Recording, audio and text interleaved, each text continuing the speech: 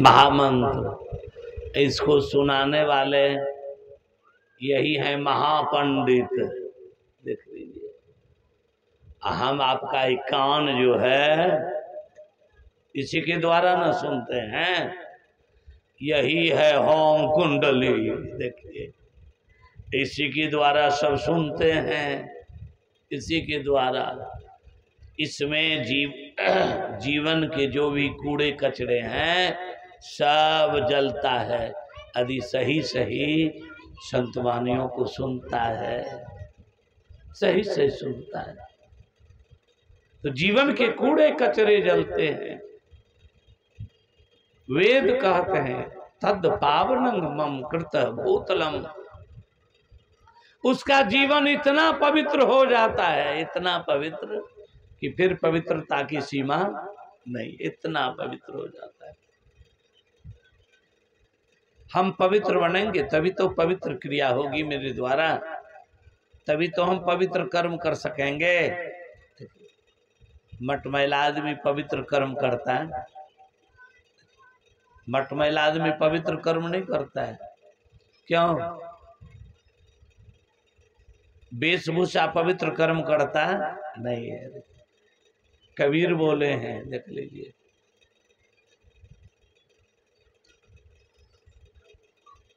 मन कोयला तन उजला, बगुला कपटी अंग। बगुला के मन में काला है कि नहीं, देख लीजिए। मछली के लिए बिल्कुल लगता है एकदम समाधि में सूरत चला गया है। देख लीजिए, बगुला का सूरत समाधि में चला गया है, बिल्कुल एकाग्र है। और मछली पानी में तैरती तैरती इधर उधर जाती है, भीतर से देख रहा बड़ा पैनी दृष्टि से।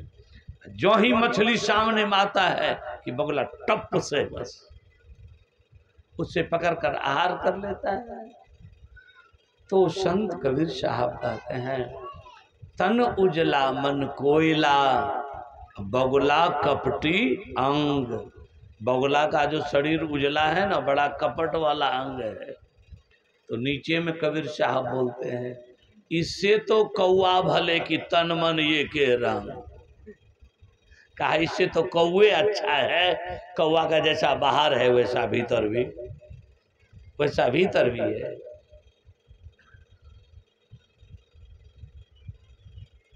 अभी क्या पढ़ा गया है?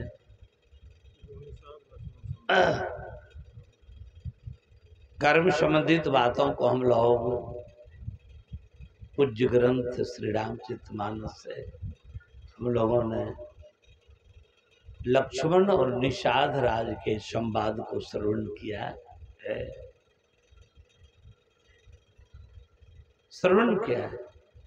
ज्ञानम तत्व जिमि अंतर जाना, जिमि नानक अधिवेद वखाना। भगवान की दुर्दशा दे करके निषाद बोलते हैं विचित्र हो गया। देखिए, विचित्र हो गया। देखिए, एक व्यक्ति अपने बाप को कहा हम कोनो हथियार से मारेंगे तब न फंसेंगे, कोनो हथियार से मारवे नहीं करेंगे, लेकिन मारेंगे बूढ़ा को जरूर, लेकिन कोई हथियार से नहीं मारेंगे। बांस का खैला बनाया बड़ा, रेस करके देखे, खैले घुमा करके फेंका। देखिए, इतना नुकीला खैला 10 इंची बूढ़ा के पेट में चला गया। 10 इंची। अब पेट में 10 इंची खैला चला गया, कोई उपाय है बचने का?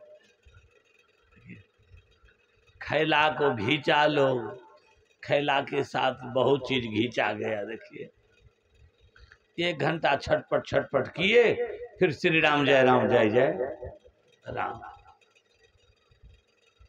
और गोतिया परसिया भाई बंधु सब झांप दिया। हाँ, कर्ची के बोझा पर गिर गया, कर्ची के बोझा पर गिर गया। क्या करते हैं? बाप बेटा वाला बात, कर्ची के बोझा पर थाना पुलिस भी वो कहा सर क्या किया जाए, एक कर्ची का बोझा नहीं देख रहे हैं, आ रहे थे घास लेके इसी पर मुँह चढ़ कर, इसमें किसी का दोष है? तो थाना पुलिस भी कहा जब इस पर गिर गया तो क्या हो गया? खैला मारने वाला तो बाले बाल बच गया कि चलो पहबारो पहबारो। क्यों? वे बड़का भाई थे, उनका कहना था हम 4 भाई हैं ना, तो 4 भाई के किसी के पास आप मत रहिए, अकेले रहिए।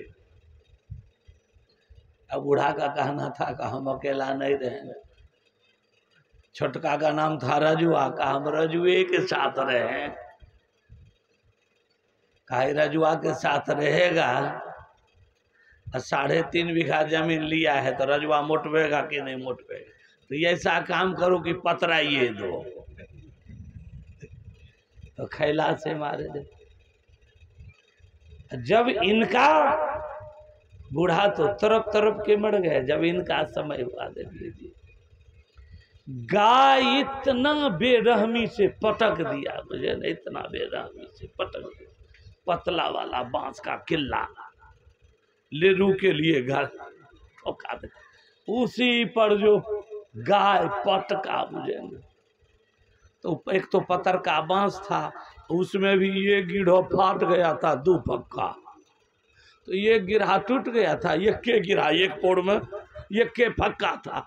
वो जितना फक्का था इसके भी पेट में गड़ा और पीठ होके निकल गया, देख लीजिए, पीठ होके निकल गया। ये भी थोड़े देर में छटपटा करके तरफ तरफ करके, तो लोग कहने लगे, इसका नाम था जयलाल। लोग कहने लगे जयलाल के बाप जयलाल से असुलिए ललके, उ खैला फेंकने रहे, लागे छे उ जयलाले तो गैया बनी के नहीं ले, केना खुट्टा पर फेंकी। मतलब क्या? जब कर्म अपना फल देने को आवे, अनहेतु ही वह खड़ा हो जावे, बड़े अकलमंद की बुद्धि फिरावे। जब मेरा कर्म मुझे फल देने के लिए आ जाए तो कहीं छोड़ेगा? 1009 गाय के बीच में आप बछड़ू को खोल दीजिए, जिस गाय के वह बछड़ू है, दौड़ करके वह अपने माँ के थन में जाकर मुंह लगाकर दूध पी लेता है, अन्न दूसरे गाय के ओर नहीं जाता है बछड़ा। उसी तरह मेरे किए हुए कर्म हम किसी रूप में रहेंगे, वो तो हमें ढूंढ ही लेगा, चाहे जैसे ढूंढे, लेकिन ढूंढ लेंगे, ढूंढ लेंगे। आप पढ़िए रामचरितमानस को। सोच ही राम सिया उरधारी, जंगल जात पुनि अवध बिहारी। महलन राज राज सुख सो, पुनितन प्रेम अवधपति सो। सो प्रभु चलई नगर छोरी, देखे नगर के लोग। रोबई नर नारी सकल, राम ही राम करत कठोर। आज राम जी को वनवास हो गया, अवधपुर के जितने लोग छोटे बड़े सब के आंखों में पानी है, सब यही बोलते हैं, मंगल करही जासु गुण गाना अबध छोरी प्रभु किन्न पयाना। राम के बिना अवधपुर में कुछ नहीं, कुछ नहीं, राम के बिना कुछ नहीं। राम के बिना सारी चीजें, धन संपदा, सारी प्रतिष्ठा, जो कुछ भी है दुनिया में, राम के बिना सब तुच्छ है, तुच्छ है, कुछ नहीं। राम के बिना अन्न पानी भी तुच्छ है। रसना राम गुण गावे तो ही खावे रे। संत लोग कहते हैं, अरे रसना तुम पहले राम बोलो उसके बाद खाओ, वह भोजन तुझे सुपाच्य होगा।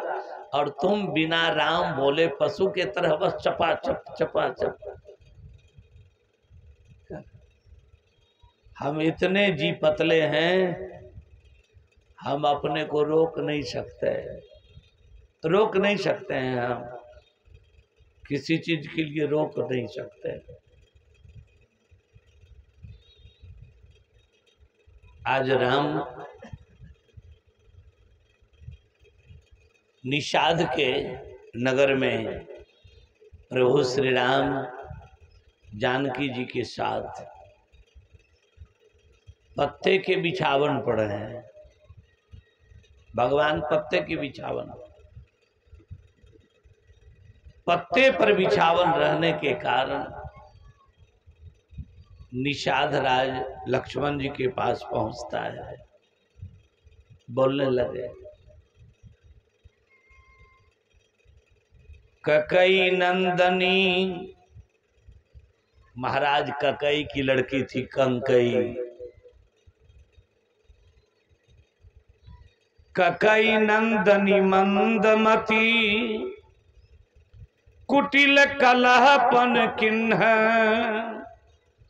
जही रघुनंदन जानकी, सुख अवसर दुख दिन।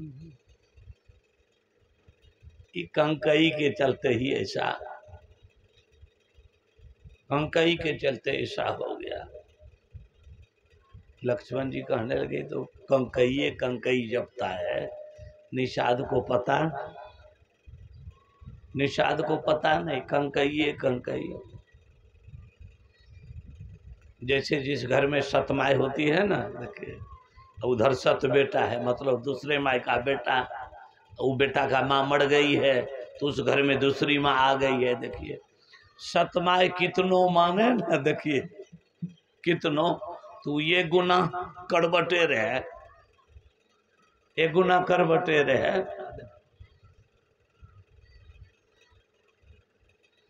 एक व्यक्ति को पत्नी मर गया, एक के लड़का था, शिक्षक थे, दूसरी पत्नी, बहुत लोग कहा उनको। जोगिंदर भाई, जोगिंदर नाम था, झंडापुर हाई स्कूल के टीचर थे। कर लीजिए, सपड़ेगा नहीं, तो पत्नी कर लिया, लेकिन वो पत्नी इतनी अच्छी आई, देखिए इतनी अच्छी आई,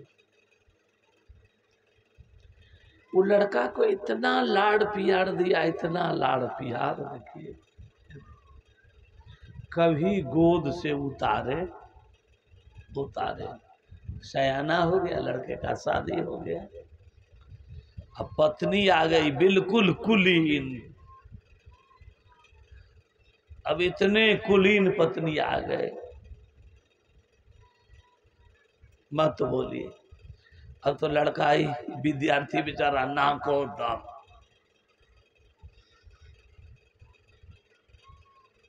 वो बाप को बोल दिया, पिताजी हम अब नहीं बचेंगे बस। बाप को बड़ा चिंता हो गया।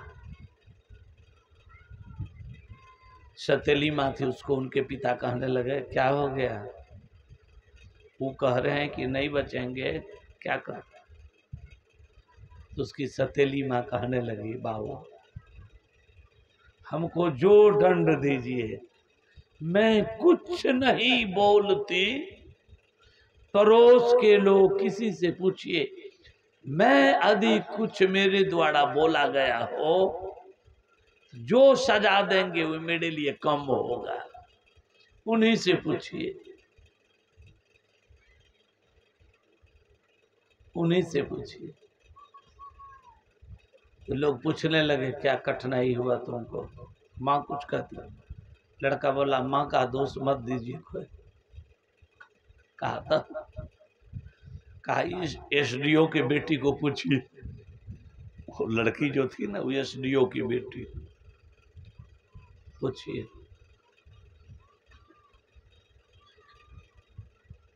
लोग पूछने लगे, कहा क्या है? ये तो बिल्कुल कमीना है, इसमें तो मनुष्य का कोई लक्षण। रे बोलता था, रे। हाँ। अरे जोगेंद्र का बेटा, देखिए कितना वेदांती बात है कि नहीं, बोलिए। और उसकी माँ की नाम थी सावित्री। या तो बोलता था, अरे सावित्री का नाना। इस कलह से लड़का फांसी लटक गया, फांसी लटक गया। फांसी लटकने के बाद जो होता है, सब कुछ हो गया। तो लोग कहने लगे, सब इसकी सतीली माँ की करतूत, सब करतूत, सब करतूत उसी का है।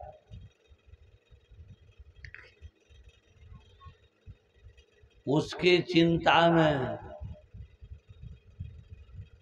सतीली माँ भी अन्न छोड़कर, देखिए, केवल यही बोलती थी कि कौन ये महल में अब चिराग जलाएगा। ये दुनिया बनाने वाले ये क्या कर दिया, पगली हो गए। इस 3 मंजिल के मकान में अब चिराग कौन जलाएगा, यही बोलती बोलती 6 महीने में उसका भी शरीर बदल गया।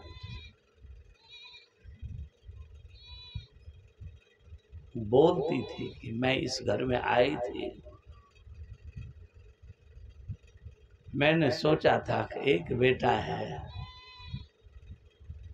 एक लाल होता है, लोग जीवन उसको बना करके बड़े अच्छे ढंग से जी लेते हैं। लेकिन ये दुनिया बनाने वाले, ये लाल भी कोयला हो गया, लाल भी कोयला हो गया। चलो, ककई के करतूत बतलाया निषाद, तो लक्ष्मण जी को बोलना पड़ा, काहुन को सुख दुख कर दाता। निषाद को कैसा लगा होगा, सो देख लीजिए। काहुन को, कर्म किसी को नहीं छोड़ता है। मेरे किए हुए कर्म तो मेरे पीछे पीछे दौड़ रहा है, और कितने पीछे दौड़ रहा है जानते हैं? बैलगाड़ी खींचता है बैल, और बैलगाड़ी के चक्के बैल से कितनी दूर पर नाचता है, बस 8 उंगली की दूरी पर वो चक्का भी नाचते जा रहा है।